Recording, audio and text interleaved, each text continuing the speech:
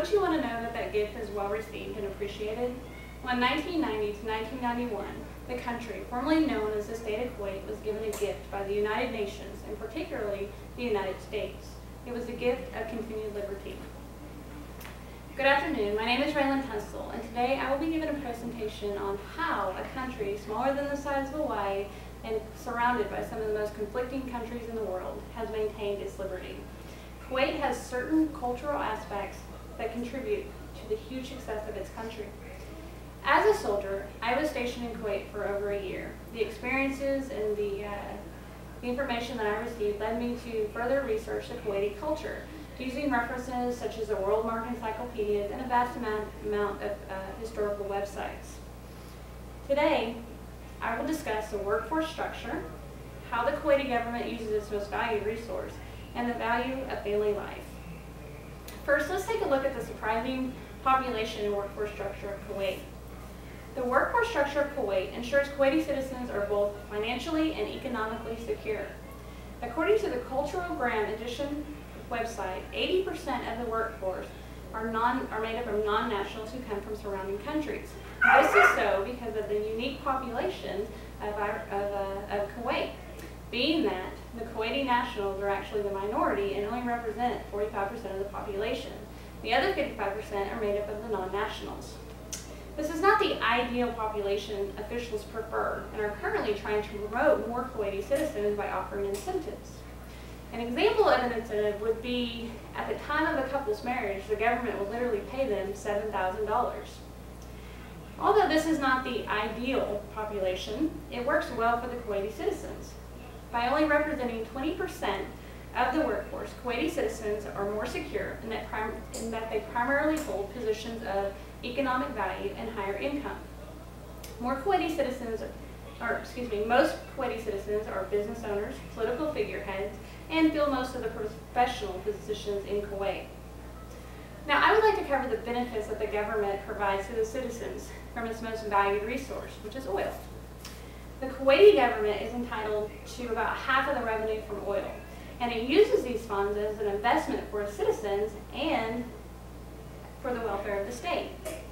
According to the World Mark Encyclopedias of the Nations, 11th edition, Kuwait has a healthcare system that is set up not only to provide for its citizens, but all of the residents of the Kuwait. This program really contributes to a long life expectancy of 77 years of age and a low infant mortality rate of 9 in 1,000 as of the year 2000. Another benefit the government offers is free education. Now this, unlike the medical, is only for the citizens, and therefore non-residents or non-citizens have to utilize private schools. The program includes everything that the students need. It includes their books, their stationery, their transportation, everything. And you may be thinking, well, this isn't much different than what the United States offers. And you're right, except for that the Kuwaiti government provides this all the way up until their 4th year of college, ensuring that all Kuwaiti citizens are entitled to at least a bachelor's degree.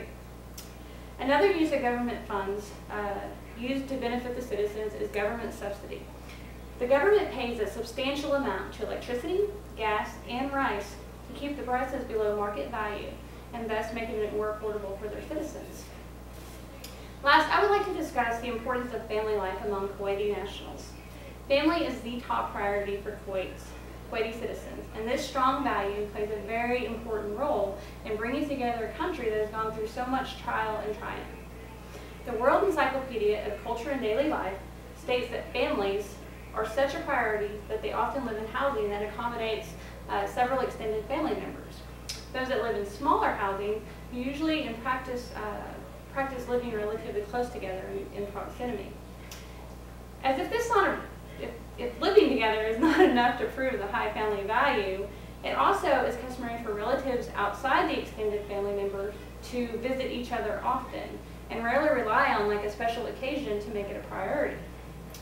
Visiting family is considered one of Kuwaiti's most top priorities and one of their favorite pastimes. Although not the sole purpose for a visit, traditions such as weddings, birth certificates, and deaths are largely attended and very highly celebrated. While in Kuwait, I had the pleasure of observing some of the wedding traditions. The whole experience was was exciting even from an operational point of view.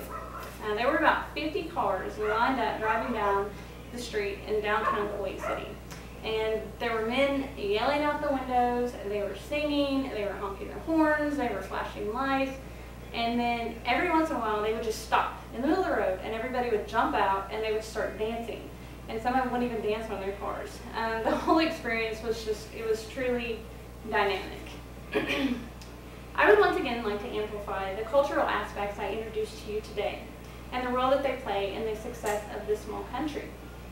Kuwait remains successful because of its strong workforce, the will of the government to use its most valued resource to benefit the citizens and the welfare of the state, and the value of their family life. I had an amazing experience while I was in Kuwait. I got lost in downtown Kuwait City, and I had to stop to ask for directions. To make a long story short, a Kuwaiti national named Sood became our tour guide for the day.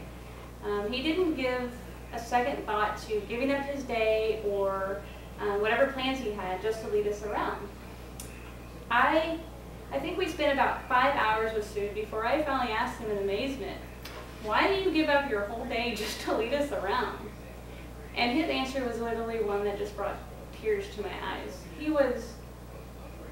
He said, "You are American. And because you are American, we are grateful. And because of you, we are free. And because we are grateful, we will make the most of it."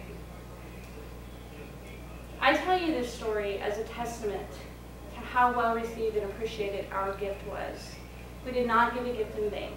And what we gave, and I hope that it's pleasing to you to know that what we gave, they have taken and prospered.